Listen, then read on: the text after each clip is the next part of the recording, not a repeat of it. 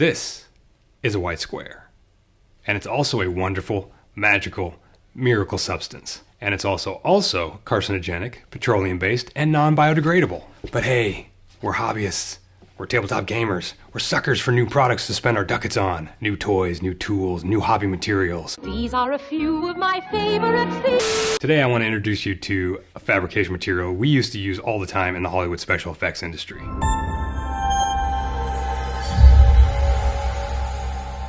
Greetings, good humans, and welcome to Tabletop Alchemy, where we discuss the tabletop gaming hobby while simultaneously capturing footage for an epic time-lapse of your host losing his hair over the next decade.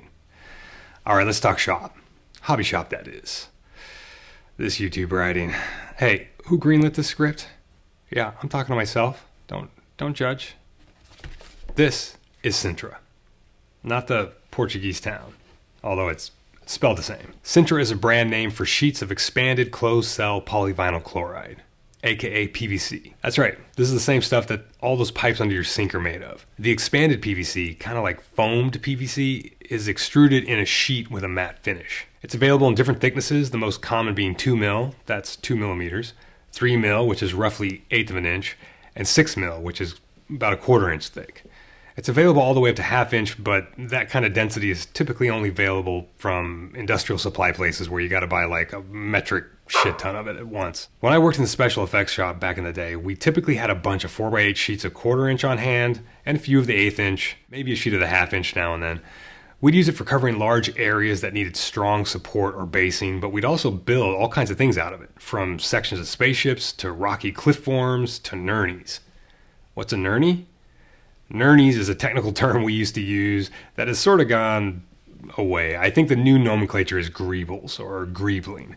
Basically random three-dimensional details added to a model to fill in flat spaces or give the illusion of industrial detail, etc. The Millennium Falcon is one of the most classic examples of greebling, or being covered in nurnies. These little details can be harvested from existing model kits or scratch built. Yep, most of those super cool surface details on the Millennium Falcon, just parts swiped from 1970s race car and World War II tank kits. It's probably safe to say that the term kit bashing originated in the original ILM model shop. Why make it when you can steal it? Now, that's being slightly facetious, but yeah, to fabricate all that detail from scratch would have taken way too long, and to be fair, there's a ton of artistry in just arranging and applying those injection molded parts. These techniques were used on almost every spaceship in every movie and TV show since Star Wars, or maybe more accurately since 2001 Space Odyssey. I mean, for all I know, probably earlier than that. But we're not here to talk about spaceship nurnies, we're here to talk about Sintra, which is, in my opinion, an extremely useful hobby material. Similar in some ways to balsa and styrene, and superior to stuff like card, MDF, and foam core in a lot of ways. Let's drop some pros and cons, and I'll show you what I like to use it for and what it's like to work with. It's extremely lightweight, but both rigid and flexible, which makes it ideal for uses where it needs to be structural, like walls or bases, etc. And it's good for pieces that might take some punishment. It cuts snaps almost as well as styrene, but due to its sort of foamed nature, it's like more chewy than styrene, if that makes sense. It's 3 times cheaper than polystyrene when compared at similar thicknesses. It's also softer and stronger due to that subtle flexibility. Superglue, aka CA glue, locks it up way tighter than our standard hobby materials like MDF, card, foam, or styrene. It's way stronger, more versatile, gluable, and water impervious than either card or foam core. It can be carved to an extent, and it's easier to score than styrene, MDF, card, or balsa wood. And fillers and putties stick right to it. It's sandable, it's drillable, it can be cut with hobby knives and craft blades. You can slice and snap straight lines, and you can freehand curves, which is what I do all the time for scattered terrain bases. Chop saws, band saws, jeweler saws, jigsaws all cut it nicely. I don't have any of those tools, but if I did, I could saw some Sintra. And of course your Dremel'll will make short work of it. You can write on it with a pencil or pen, and paint sticks to it as good as anything else. And everyone's favorite, hot glue. Hot glue works great with it. In fact, in the effects industry, we use 1/4 inch Sintra all the time to hot glue up boxes for pouring rubber molds. This stuff will also make a great base to pour clear resin over. We'll probably do a video in the future making some ponds or something like that, and we'll use Sintra as the base because it ain't gonna warp like card or possibly MDF, and it won't leak because super glue and hot glue will seal it up tight. Ignatius, this all sounds great. I'm hearing you say that, but what's the catch? What are the cons of this wonderful material? Alright, well, there are a couple things to be aware of. One, this isn't too much of a con, but it could be in specific circumstances. Sintra feels smooth to the touch, but it does have a slight orange peel texture that can be annoying in certain cases. Generally, paint will fill this in a bit, but it's something to be aware of if you're looking for a polystyrene style slick finish. The cut edges of Sintra do have a pronounced rough texture though, almost like fine grained foam. 2. Cost. Sintra is marginally more expensive per square inch than foam core, somewhere in the neighborhood of half a cent or so. MDF is around 5 times cheaper for a similar thickness, but it's way more difficult to cut and work with. A 6x12 inch piece of 3mm styrene from Evergreen Plastics, which is a brand most hobby shops stock, runs a little over 9 cents a square inch.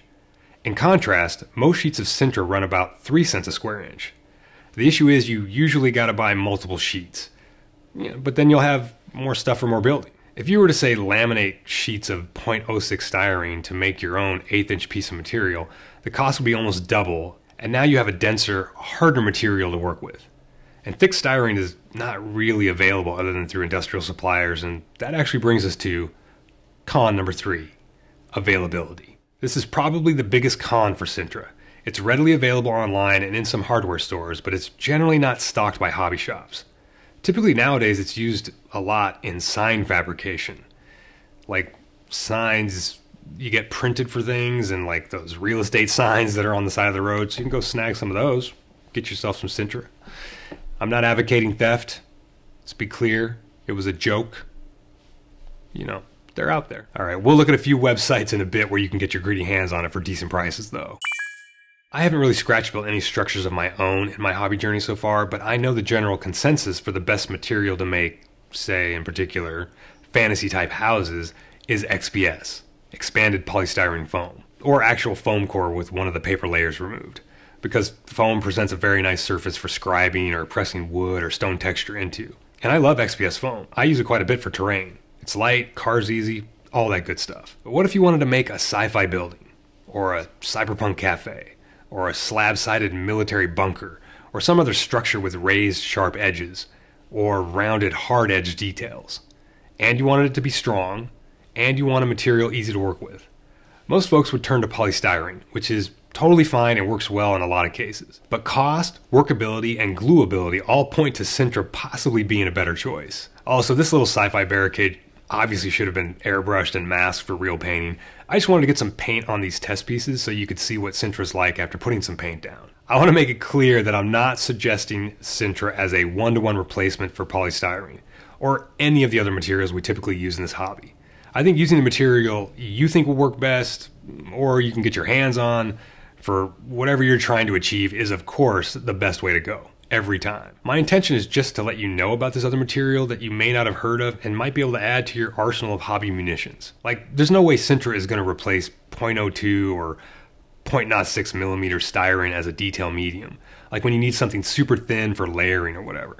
But when you need something much thinner and way stronger than a chunk of foam or foam core, easier to work with than MDF, and cheaper than styrene, Sintra's the thing. I don't know, I could say that a bunch of different ways. Sintra might be the thing. So you can buy single pieces of Sintra from eBay, Home Depot type stores, and some art stores, but cost will get closer to that of single sheets of polystyrene. But again, that's a thinner material with different properties. What I did when I first got back into the hobby and wanted to make some scatter terrain, knowing I'd definitely find projects to use this stuff in, I just made a single bulk order of 3mm white Sintra. Oh, right. You can get Sintra in different colors, which I guess is something I should have mentioned earlier. But yeah, I just ordered a box of 15 12 by 24 inch sheets for about $80, and I've still got probably 10 of those sheets in the hobby munitions closet. So where can you buy this stuff? Well, of course you can just Google Sintra PVC and places will come up. I found 3 different sites that have good prices, which of course are totally subject to change. I mean, we all live on Earth, right? Change is the constant, right? Yes, I'm right. Change is the only thing that's guaranteed. Each of these sites is linked in the description below. The first two, artsupply.com and gatorboard.com, are where you can buy 10 packs or 15 packs of custom sized sheets and thicknesses.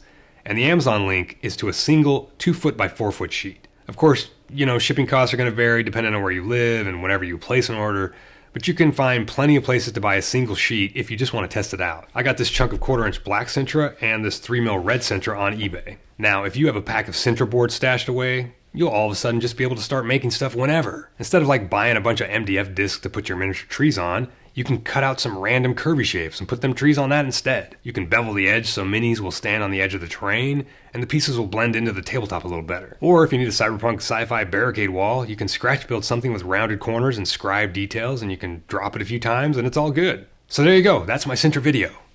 Never say I don't overshare. I'm good at oversharing. And no, I don't know what that means. Till next time, go build something. See ya.